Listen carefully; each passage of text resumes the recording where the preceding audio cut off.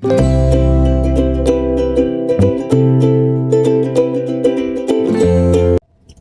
sejahtera, selamat datang ke channel Fels Lifestyle.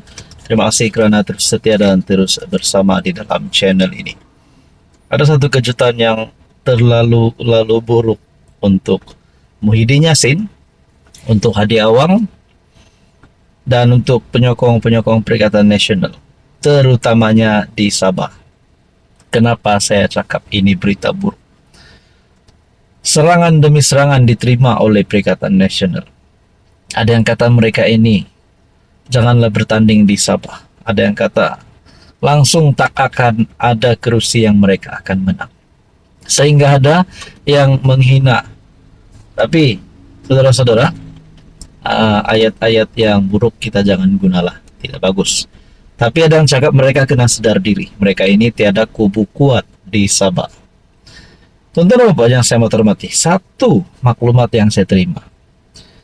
PN tiada kubu kuat, tapi mahu umum calon ketua menteri. Dan dalam pada itu, satu lagi artikel terbaru. Perikatan Nasional nampak hodo tak bermaruah. Puad selar adun pas pertahan Hajiji. Rakyat tidak kata kamu pengkhianat, tetapi kamu tidak berprinsip. Kamu pentingkan jawatan adun dilantik, sedangkan kamu bukan dipilih rakyat. Oke, sebelum saya teruskan kepada isu kita hari ini, saya perkenalkan ini adalah terapi imun transfer factor.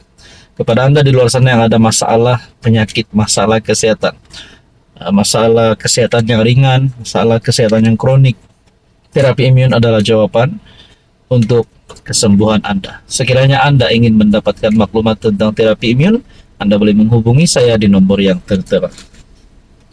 Nah, saudara-saudara yang saya hormati, kalau PN tiada kubu kuat, tapi mahu juga umum calon ketua menteri, adakah mereka ini sebenarnya tak sedarkan diri? Adakah Muhyiddin Yassin sebagai pengurus CPN tak sedarkan diri, ataupun perkara ini tanggung jawab kepada pengurus CPN Sabah untuk bersuara? Nah, dalam satu FB, maklumat dari My Community News, PN tiada kubu kuat tapi mahu umum calon ketua menteri. Kenyataan Tan Sri Muhyiddin bahwa PN bakal mengumumkan calon ketua menteri nyata mengundang senyum sinis ramai pihak. Mana tidaknya PN di Sabah kini bukan sekadar lemah, malah hampir hilang terus dari radar politik negeri.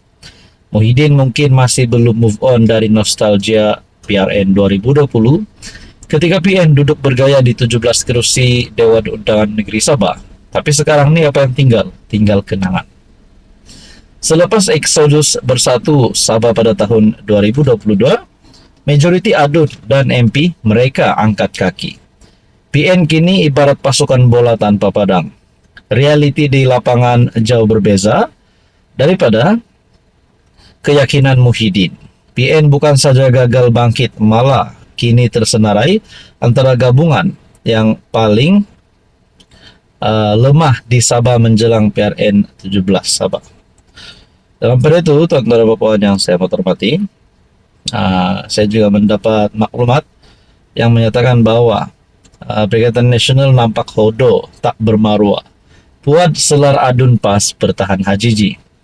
MGT UMNO Muhammad Fuad Zulkifli membidas tindakan calon PAS Ali Akbar Gulasan yang mempertahankan keputusannya untuk terus memegang jawatan adun lantikan Sabah walaupun kerajaan negeri itu dikaitkan dengan pengkhianatan terhadap Perikatan Nasional.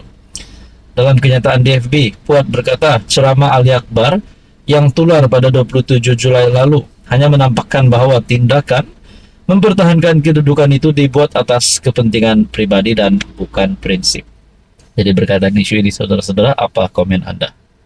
Salam sejahtera, selamat datang ke channel Fels Lifestyle. Terima kasih kerana terus setia dan terus bersama di dalam channel ini. Saudara-saudara, tuan-tuan dan puan yang saya amat hormati, ada banyak pendapat. Ada yang bersetuju, ada yang tidak bersetuju. Sekiranya Nurul Izzah Anwar dilayakkan ataupun diserap masuk dalam kabinet, dipilih masuk dalam kabinet.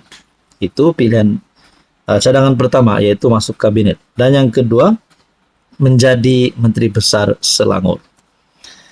Mungkin hari ini Menteri Besar Selangor Amiruddin Syahri adalah diteruskan. Ya, memang diteruskan mengikut prestasi dan pencapaian Menteri Besar Selangor. Tidak payahlah ganti terus ganti begitu. Itu memang tak rasmi lah. Tapi ada yang kata Nurul Izzah layak untuk menjadi Menteri Besar Selangor pada masa akan datang. Ada juga yang kata Nurul Izzah layak untuk masuk dalam kabinet kerajaan perpaduan. Bukan hanya kerana beliau adalah anak kepada PMX Anwar Ibrahim. Tidak. Tetapi ada yang berpendapat beliau memang layak. Nah, saudara-saudara, menurut Anda, Nurul Izzah patut diserap masuk dalam kabinet ataupun beliau fokus untuk menjadi Menteri Besar Selangor? Apa pula pandangan Anda? Oke, sebelum saya teruskan, izinkan saya perkenalkan. Ini adalah terapi imun transfer factor. Kepada Anda di luar sana yang ada masalah kesehatan, penyakit berulang, kencing manis, kolesterol darah tinggi, penyakit melibatkan jantung, penyakit melibatkan hati, penyakit melibatkan buah pinggang, dan apa saja masalah kesehatan Anda, terapi imun adalah jawabannya. Produk ini halal, selamat, dan semula jadi. Sekiranya Anda berminat, Anda boleh menghubungi nomor saya di sini. Ada satu dapatan saya dari FB, Usha Info. Setuju tak perlu diragukan lagi dengan gambar di bawah. Tak pasti betul atau tidak, kenyataan dari Nazri Aziz. Tapi kalau ini benar, saya rasa tidak masalah. Kalau ini tipu, kita biarkan saja. Tapi mungkin ini kita boleh ambil sebagai sebagai pandangan. Oke, sebagai pandangan ataupun cadangan. Izzah layak masuk kabinet atau jadi Menteri Besar Selangor. Bukan sebab anak Anwar, kata Nazri Aziz. Kita tengok di ruangan komen. Ada yang kata sudahlah, rakyat sudah muak. Tunggu PRU saja, sembang kencang, habuk puntara. Ada yang kata ramai penjilat madanon demi jawatan. Kaki ampu dah tak laku. Ketagi jawatan, start lobby. If she became MB Selangor, Selangor will collect. Habis. Itulah saya kata ada beberapa pandangan lah. Ada beberapa yang setuju, ada yang tidak setuju.